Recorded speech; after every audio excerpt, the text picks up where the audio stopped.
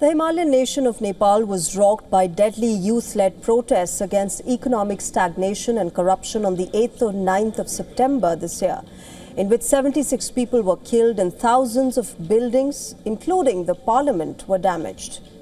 3 months after that seminal moment in Nepalese history and just 3 months before elections on the 5th of March, the impoverished nation is facing the economic fallout of the Gen Z protests. Our next report gets you more details.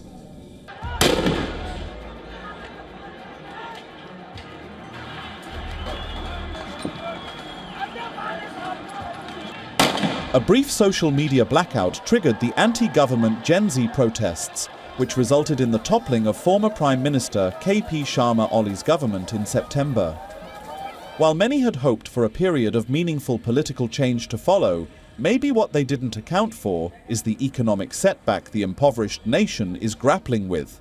It is to be noted that long-standing frustrations from deep economic hardships to accusations that political elites have been siphoning off public funds had already laid the groundwork for the unrest. With less than 3 months to go for elections on March 5th, Nepal today is faced with the daunting challenge of rising unemployment and collapsing foreign investment. 40-year-old Kamal Gautam, the sole breadwinner for his family of 4, lost his job at Hyatt Regency when it was closed after being looted during protests. My family depended entirely on my salary for room rent, the children's school fees, and all our household expenses. When that income suddenly stops, you inevitably face problems. We have no other source of income besides that job. We were completely dependent on it. Now that the hotel has burned, it has created serious difficulties for us.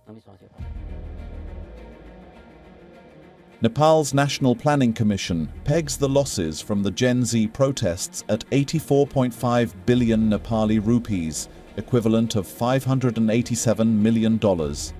Even before the upheaval, the World Bank had warned of Nepal's precarious situation, estimating that 4 in 5 workers in Nepal were employed in the informal economy, whereas 1 in 5 young people aged between 15 to 24 didn't have a job.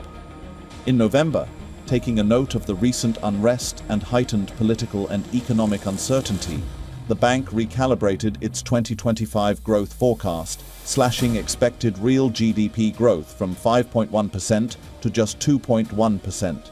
In addition to this, it also raised its poverty estimate for this financial year to 6.6% of the population, up from 6.2%. Nepal's tallest hotel, the Hilton Kathmandu, which opened in 2024, was at the receiving end of the protesters' ire. The hotel's glass tower was severely damaged by fire, and most of its infrastructure lay in ruins. Additionally, other luxury venues like the Hyatt Regency also suffered arson attacks. Multiple government offices and structures, including Singha Durbar, the Supreme Court, as well as the ruling party headquarters, were torched or vandalized.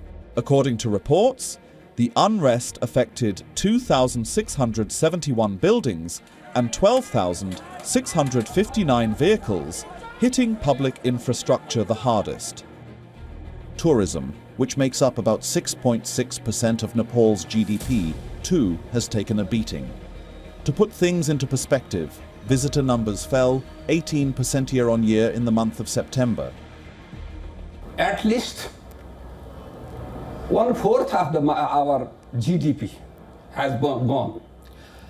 One thing is missing, that people are missing, that due to Gen Z protest, 10 days, the economy was zero.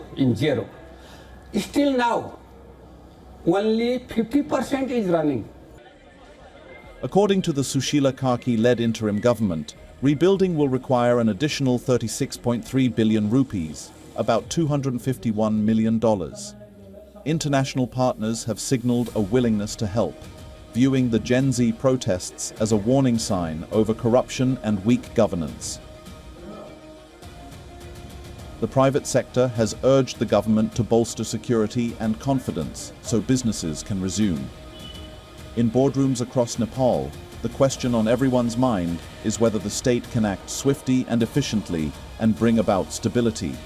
Whereas on the streets, the question remains whether the upcoming election will deliver the change that the Gen Z marched for and paid a heavy price for, both in terms of lives and livelihood.